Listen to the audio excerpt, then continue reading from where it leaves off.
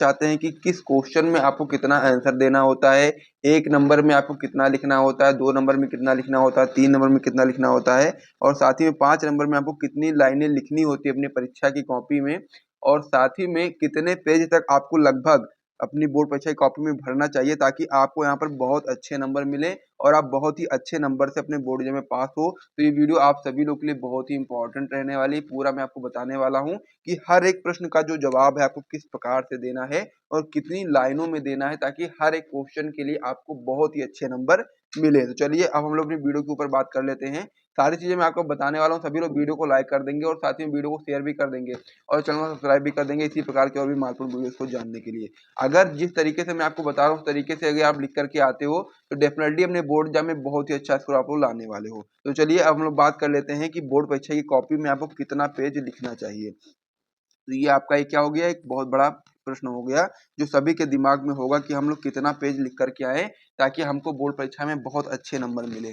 सबसे पहला इसमें आपका जो सवाल होता है इसमें आपका है कि 1 नंबर के लिए अगर कोई प्रश्न आता है तो प्रश्न में कितना लाइनें आपको लिखनी चाहिए। यानी कि अगर 1 नंबर का प्रश्न है और इस प्रकार से प्रश्न पूछ लिया गया कि मान लीजिए किसी भी ऐसा मतलब पूछ लिया गया केवल केवल एक ही लाइन में आप उसे लिख सकते हो तो केवल एक लाइन में लिखना है। जैसे कि पूछ ले आपसे कि है कि हजारी प्रसाद द्विवेदी का जन्म किस सन में हुआ, तो उसका आंसर क्या लिखोगे आप लोग, एक ही लाइन में लिखोगे ना। मैं एग्जांपल के रूप में आपको बता रहा हूँ, ठीक है। वैसे क्वेश्चन और भी आएंगे अलग तरीके से, ये मैं आपको एक एग्जांपल के रूप में बता रहा हूँ कि अगर कोई क्वेश्चन आपसे पूछ ले कि हजारी प्रसाद द्विवेदी का जन्म किस सन में हुआ था तो आप लोग क्या लिख पाओगे, केवल सन 1900 यहाँ पर क्या लिखोगे 7 ईस्वी में, केवल इतना ही लिख पाओगे ना, इससे ज्यादा तो कुछ लिख नहीं पाओगे। तो उसमें आपको कैसे लिखना है, इस प्रकार से आपको लिखना है कि डॉक्टर हजारी प्रसाद द्विवेदी का जन्म, फिर आप लोग ब्लैक पेन से इसको आंसर में ही लिखोगे सन 1907 ईस्वी में हुआ था।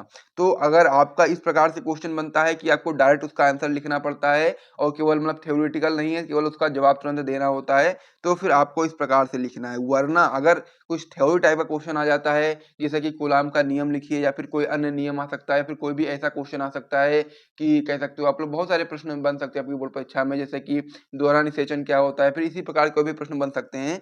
तो अगर इस प्रकार के प्रश्न आते हैं तो उसमें आपको यहाँ पर दो लाइन से 3 लाइन के बीच में लिखना है, ठीक है। 1 नंबर के लिए 2 लाइन से 3 लाइन के बीच में आपको लिख देना है।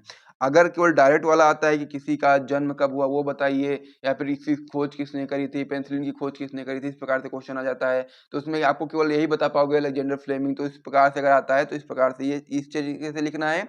और अगर थ्योरी में आ जाता है तो आपको 2 से 3 लाइन में आपको लिखना होता है 1 नंबर के लिए जो प्रश्न होते हैं। फिर आपका इसमें सवाल होता होगा कि 2 या 3 नंबर के जो प्रश्न होते हैं उसमें आपको कितना लिखना चाहिए। तो यहाँ पर मैं आपको बता दूं 2 नंबर के लिए अलग आएगा और 3 नंबर के लिए अलग आएगा। तो यहाँ पर जो 2 नंबर के लिए अगर क्वेश्चन आपकी बोर्ड परीक्षा में आ जाता है तो आपको यहाँ पर 4 लाइन तक लिखना है, ठीक है। 4 लाइन से आपका 1-2 लाइन ज्यादा हो जाएगा, 5 या 6 लाइन हो जाएगा, कोई दिक्कत नहीं है, लेकिन आपको 4 लाइन तक लिखना पड़ेगा तब आपको पूरे नंबर मिलेंगे। अगर ऐसा क्वेश्चन है जिसका आंसर आपको 4 लाइन में नहीं लिख सकते हो, कुछ ऐसा ही प्रश्न आ गया है तो कोई दिक्कत नहीं है, आप 2 लाइन में भी इसको समाप्त कर सकते हो। क्योंकि वो चीज क्या होती है उसमें जो ऐसा प्रश्न होता है उसमें एग्जामिनर देखता है तो समझ जाता है कि इसमें आप कितना लिख सकते हो। तो इसीलिए अगर 2 नंबर का क्वेश्चन है तो उसमें 4 लाइन के करीब करीब आपको लिखना है और अगर 3 नंबर का क्वेश्चन है तो यहाँ पर आपको 6 लाइन तक लिखना है, ठीक है। यानी कि 1 नंबर जो आपका है वो 2 लाइन आप लोग समझ लो, 1 नंबर का क्या समझ लो आप लोग 2 लाइन समझ लो।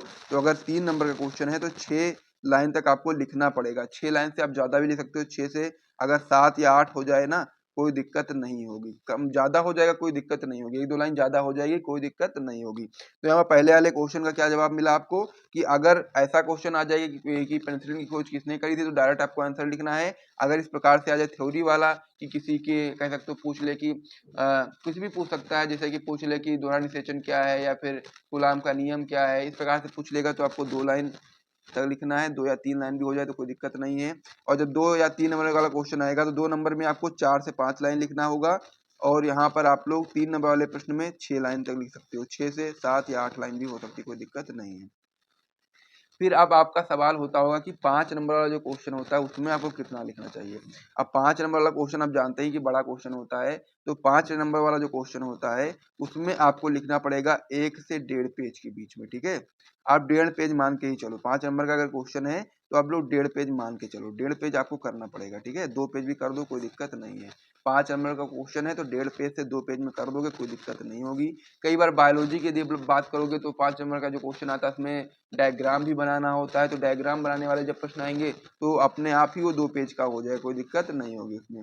फिजिक्स की बात करोगे तो उसमें क्या कहते हैं कि वो आता है आपका डेरिवेशन वगैरह, तो डेरिवेशन भी आपका 2 पेज में आराम से आ जाएगा बोर्ड परीक्षा की कॉपी में, उसमें कोई दिक्कत नहीं होगा। 2 पेज में इसमें डेरिवेशन भी आपका आ जाएगा, हो सकता है कि 3 पेज में भी चला जाए डेरिवेशन, तो कोई दिक्कत नहीं होगा। फिर बात आती है केमिस्ट्री में, तो उसमें भी इसी प्रकार से 2 से 3 पेज में जा सकता है आपका क्वेश्चन, क्योंकि ये जो लॉन्ग क्वेश्चन होते हैं बड़े होते हैं, तो वो आप आराम से आपकी बोर्ड परीक्षा में आते हैं।